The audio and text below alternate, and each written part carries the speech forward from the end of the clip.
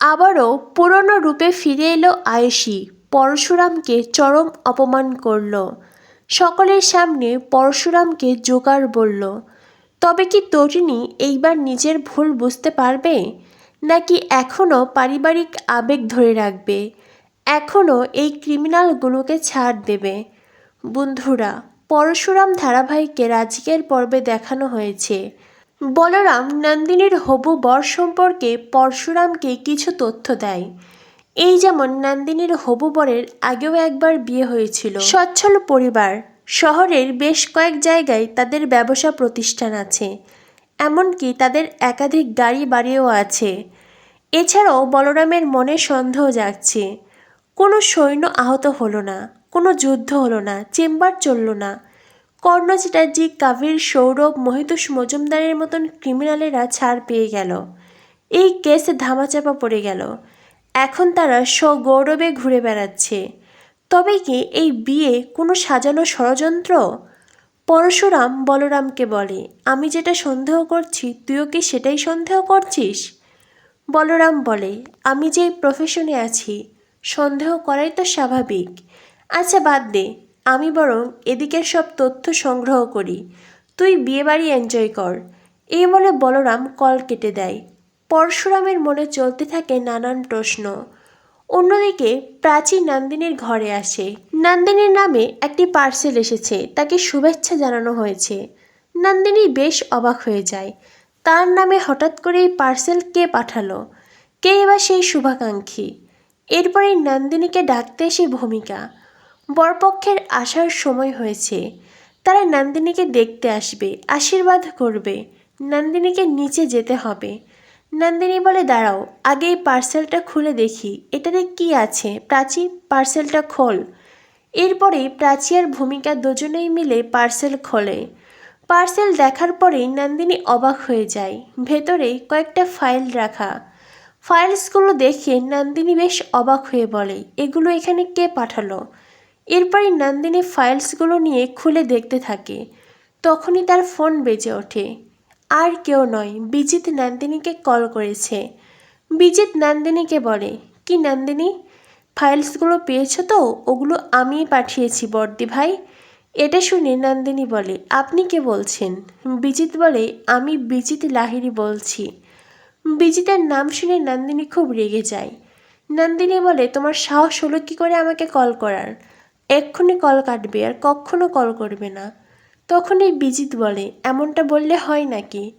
আপনার বিয়ে হচ্ছে, কত আনন্দ মজা হচ্ছে। আর তাছাড়া আমার তো খুব ইচ্ছে ছিল আপনার বিয়েতে নির্ভর হব। সেটা তো আর হলো না, তবে আমি ফিরবো, আপনার বিয়েতে এনজয় করতে অবশ্যই ফিরে আসব। নন্দিনী বলে, তুমি ভীষণ বেয়াদব ছেলে, ভীষণ অসভ্য একজন। এই ফাইলসগুলো আমাকে কেন পাঠিয়েছ? বিজিত বলে, ফাইলসগুলো পুড়িয়ে দিন, ওগুলোর আর কোনো কাজ নেই। এটা শুনে নন্দিনী আরও খুব রেগে যায়। বিজিতকে কয়েকটা বকাঝকা করে আর তারপরেই কল কেটে দেয়। এটা দেখে প্রাচী, ভূমিকা অবাক হয়ে যায়। প্রাচী ভূমিকা বলে, কে কল করেছিল? নন্দিনী জানায়, বিজিত কল করেছিল আর এই ফাইলসগুলো বিজিতে পাঠিয়েছে।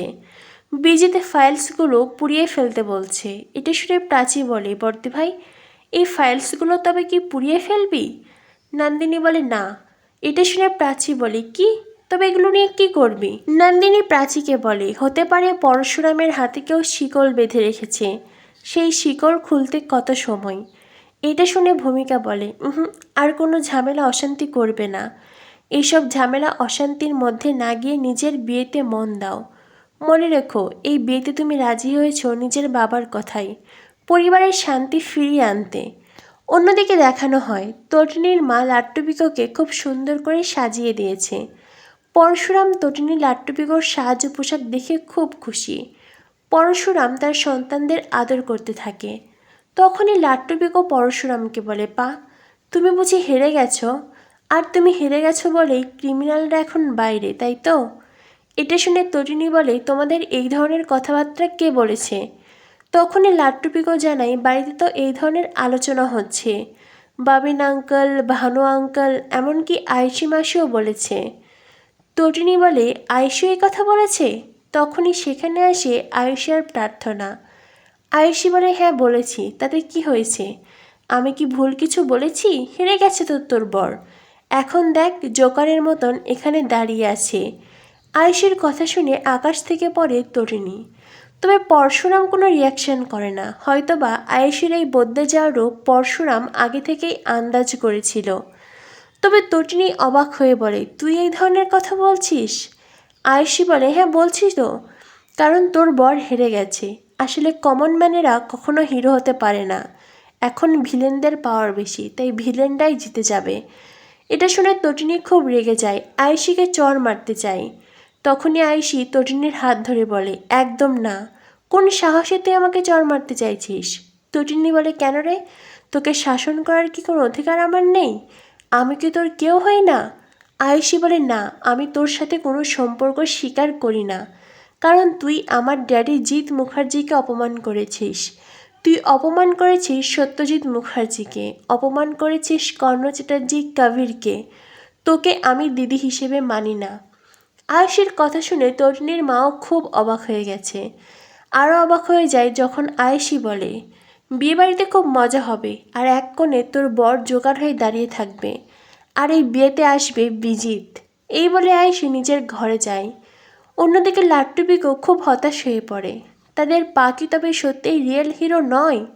তখনই প্রার্থনা বলে, না, তোমাদের পা রিয়েল হিরো নয়, বরং তোমাদের পা একজন কমন ম্যান। আর কমন ম্যানেরা কখনো রিয়েল হিরো হতে পারে না। এই দেখছো না তোমাদের পা কেমন সেজেগুজে এখানে দাঁড়িয়ে আছে? তোমাদের পা শুধুমাত্র একজন চাকুরিজীবী। প্রার্থনার কথা শুনে তটিনী আর নিজের রাগ সামলাতে পারে না। সে প্রার্থনাকে সপাটে চড় দেয় আর তাকে অপমানজনক কথা বলে। তটিনী বলে, ভুলে যাস না, আমার বর এই সব কিছু করেছে শুধুমাত্র এই পরিবারের শান্তি ফিরিয়ে আনতে, আমার বাবা সত্যজিৎ মুখার্জির অনুরোধে। তার মানে এই নয় যে তোর আমার বরকে ইনসাল্ট করবি। তখনই সেখানে কাবির আর বাবিন আসে। তারাও পরশুরামকে নিয়ে ইয়ার্কি মজা করতে থাকে। কাবির তো পরশুরামকে বলে, এই চাকরি ছেড়ে দাও। এইসব চাকরি করে আর ক টাকাই বা মাইনে পাও? আমার ড্যাডিকে বলবো, তোমাকে না হয় বডিগার্ডের চাকরি দেবে, কাবিরের বডিগার্ড হবে তুমি। এটা শুনে পরশুরাম খুব রেগে যায়। সে মারাত্মকভাবে রিয়াক্ট করে। পরশুরাম কাবিরের গলা ধরে তাকে তুলে ধরে। যেই দৃশ্য দেখে সকলে অবাক হয়ে যায়। আরাধ্যাও সেখানে ছুটে আসে। পরশুরাম সবাইকে উদ্দেশ্য করে বলে, আমি সত্যজিৎ মুখার্জির কথা শুনে এখানে জামাইয়ের দায়িত্ব পালন করছি। তবে তটিনী, তোমারও কিছু দায়িত্ব আছে। মা, আপনাকে বলছি, আপনারও কিছু দায়িত্ব আছে।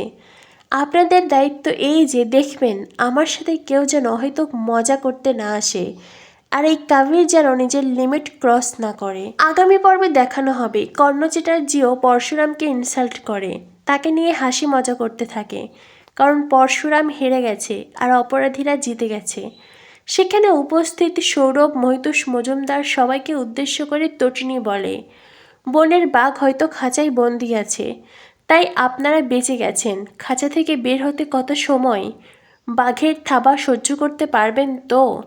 তটিনীর কথা শুনে মহিতোষ মজুমদার, কর্ণ চ্যাটার্জি পাত্তা দেয় না, কারণ বারবার তারাই বিভিন্ন চাল দিয়েছে আর তারাই জিতেছে।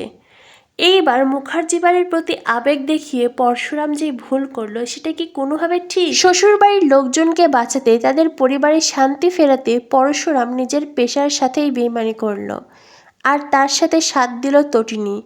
কি হতে চলেছে পরশুরাম ধারাবাহিকে পরবর্তী আপডেট পেতে আমাদের সাথেই থেকো। ধন্যবাদ সবাইকে।